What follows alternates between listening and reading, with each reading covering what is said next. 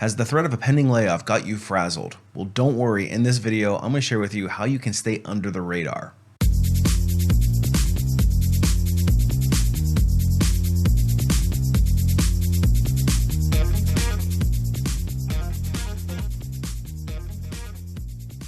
Hey everybody, it's Brian from Life After Layoff, and today I want to share with you some tips on how to stay out of the crosshairs in the event that your company might be considering a layoff in the near future. Now, I hate even having to make this kind of video, but let's be real, the job market is pretty iffy right now. Here in 2024, as I record this video, companies are unfortunately continuing to lay off at near record pace.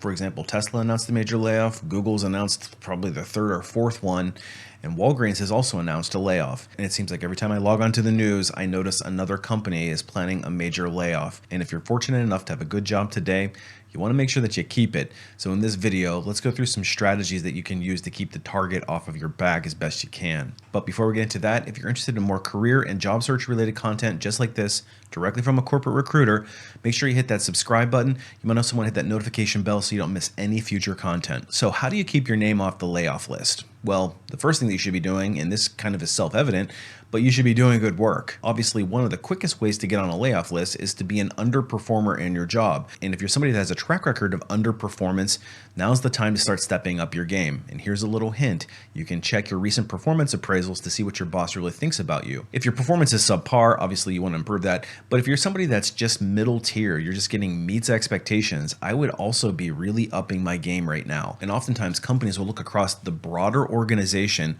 for performance metrics that indicate that you might be lagging. So think KPIs that might be reported broadly.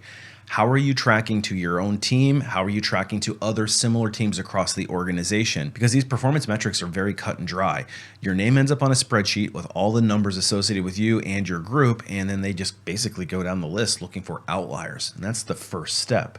Then they'll also look at people who maybe make more than the rest of their group, and then they'll compare that to, is your output consistent with what we're paying you? So if you're somebody that's being paid a lot, but not really producing a lot, then that should be a pretty big warning sign that maybe it's time to up your productivity and figure out ways to contribute a little bit more. Not to mention the work that you're doing should be very high quality. It shouldn't be just a quantity of work that you're producing, but rather the value that you're driving with the work that you're turning in. Maybe you still have remnants of the Great Resignation and quiet quitting and all this stuff. Now's probably not the best time to be practicing those things. And I know that's super disappointing for a lot of people to hear, but the reality is if you want to stay off the layoff list, you got to not put the target on your back. Which leads us very cleanly into the next one, which is don't be a complainer. Companies look at people who are the squeaky wheels in organizations, and oftentimes somebody that's a little too squeaky can find themselves being moved into a layoff list. And unfortunately, if you're not happy with the conditions of your employment, now is probably not the best time to be complaining about them. And the same thing goes for asking for raises. If there's a lot of rumors going around about the company preparing for layoffs, I certainly wouldn't be using that as a time to go into my boss and demand that I get paid more, even if I'm maybe underpaid to the market. The only exception I would put here is if you're truly underpaid to the market and you're producing far more than the rest of your peers, then maybe you can go in with a value case on why you should be paid more. But in general, when it's a topsy-turvy market and there's some rumblings going on behind the scenes, now's not the time to be going in and demanding more money. Then I'd also be mindful of who I'm hanging out with at this point in time. And right, wrong, or indifferent, you end up getting judged by the company that you keep. So in that case, I would be looking around at the people that I'm hanging out with. Are they the complainers? Are they the people that are producing less than everybody else? Are they the people who always have to be prodded to get work done? Are they the people who are always calling off? Are they the people who are making themselves an easy target? I probably wouldn't align myself too closely with them at this point in time. Now, it doesn't mean you can't be friendly with them, but just keep in mind the perception here. We're trying to position ourselves to avoid the layoff list. And of course, while we're looking to produce in our day-to-day job and look for ways to elevate our performance, we should also be looking for ways to make ourselves invaluable. And what I mean by being invaluable is start to look at the skill sets that the employer is going to demand going forward and ask yourself, do I have them? Because if you know that the leadership team or the company has an interest in a new system, process, or methodology that you're weak in, then you want to try to look for ways to acquire those skills as quickly as you can. And you want to make sure that they know that you know how to do these things, because oftentimes when employers are preparing for layoffs, what they will do is go department by department and they will ask you to fill out a self-assessment. They'll ask you what things do you have experience in, where your skill sets are, what exposure to methodologies, and they kind of ask you to rank yourself. And if they're doing that, what they're doing is trying to determine how valuable you are to the organization. And if you find yourself not having a lot of strength in the things that they are going to care about going forward, that's going to be a big warning sign and something that I would try to start developing. So a little future forward planning here doesn't hurt. In addition to that, I would try to get involved with things like maybe projects or some software that you become the expert in that everybody relies on you. So if they get rid of you, they're going to have a big gap on the team. And that's another way that you can be invaluable. You also want to make sure that you're not overly bored. If you're somebody that has kind of been kicking back, putting your feet up in your desk and letting the work come to you, now's the time where I would probably be going out and searching for work myself. I certainly wouldn't want to be somebody who's underutilized and bored and doing a little bit of mouse wiggling to keep yourself active online. And if that sounds like you, I would actively be looking for ways to make myself more valuable and probably a little bit more busy. Not only that, I'm going to try to improve my skills. If I notice that I'm gapping on something that the employer is moving toward, then I'm going to be very aggressive in trying to acquire those skills and get them onto my resume, not only just for my productivity's sake and being more invaluable in the company, but if I happen to find myself on the open market, I want to have that skill demonstrated on my resume because it'll make me a stronger candidate.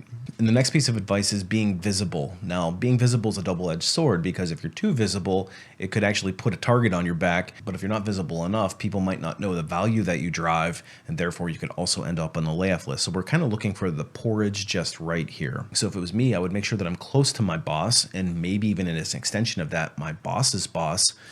And I would make sure that they're not coming to me for any issues like, hey, what's going on with this project or what's the status on this thing that you're working on. I'm making sure that I have the communication in front of them very consistently and without them having to ask. And hopefully you're meeting with them one-on-one on a regular basis because that's a great opportunity for you to kind of get a feel for what's going on behind the scenes.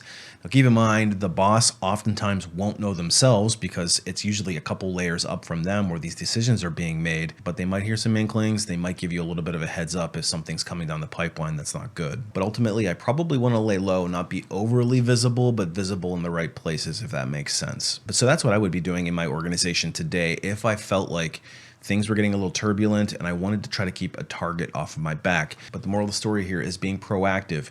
We don't want to wait till the layoff is coming to us before we start to react to these things. And taking critical steps today, especially related to output, performance, and reputation, can really pay dividends for you. But even the best laid plans might not keep you off the layoff list if you haven't done these soon enough and often enough. And that's actually something that I specialize in. If you find yourself getting caught up in an unfortunate layoff, then it becomes an active job search. And I have a website called lifeafterlayoff.com, which is loaded with tips and tricks on how to get back on your feet as quickly as you can, how to approach that job search with more authority. And I've shared my deepest and most intimate knowledge in the form of some training courses. The first one is going to be about resumes. It's called Resume Rocketfuel, and it's designed to teach you exactly how to write a resume that's going to give you the best chance of getting that phone to start ringing to get those first round interviews. Once you get those first round interviews, though, they're precious and you want to make sure that you don't mess those up. So it's up to you to market yourself through each round of the interviewing process. And that's exactly where the Ultimate Job Seeker Bootcamp comes in. I give you tips, techniques, and strategies on how to ace each round and ultimately get you to the job offer. And then we teach you how to negotiate it so that you don't leave any money on the table.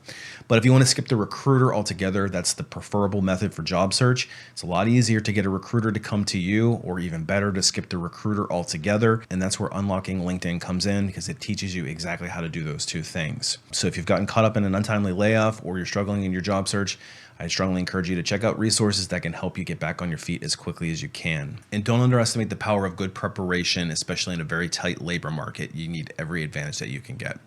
Anyway, hopefully you found this video to be enlightening. I would not wait until your company announces a layoff to start implementing these. Do these today. Self-preservation is the key here. Anyway, like always, appreciate you watching. We'll see you on the next one.